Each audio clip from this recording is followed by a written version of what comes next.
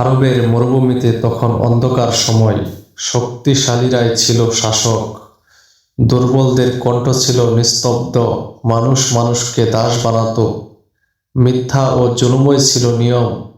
ঠিক সেই সময় আল্লাহ তাআলা মানব জাতির রহমত হিসেবে পাঠালেন হযরত মুহাম্মদ সাল্লাল্লাহু আলাইহি সাল্লামকে। মক্কার প্রভাবশালীরা ইসলামের দাওয়াত শুনে ভয় পেল।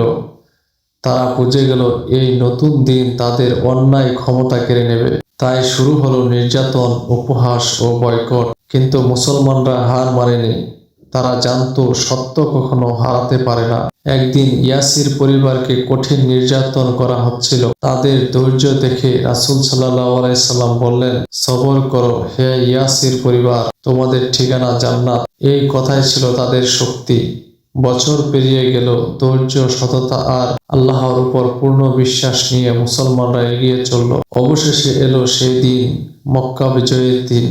কোনো রক্তপাত নয়, কোনো প্রতিশোধ নয়। যারা একদিন মুসলমানদের নির্যাতন করেছিল, রাসূল সাল্লাল্লাহু আলাইহি সাল্লাম তাদের বললেন, আজ তোমাদের উপর কোনো অভিযোগ নেই, তোমরা সবাই মুক্ত।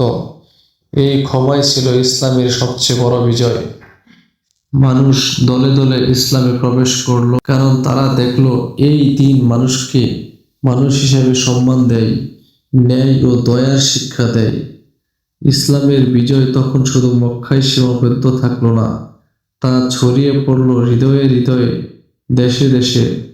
তরবারির জোরে নয়, আখলাক, ইনসাফ আর আলোর মাধ্যমে। আর আজও যখন কোনো মানুষ সত্যের পথে ফিরে আসে, অন্যায়ের বিরুদ্ধে দাঁড়ায়, ধৈর্য ধরে আল্লাহর উপর ভরসা রাখে, সেই মুহূর্তে ইসলামের বিজয় ঘটে।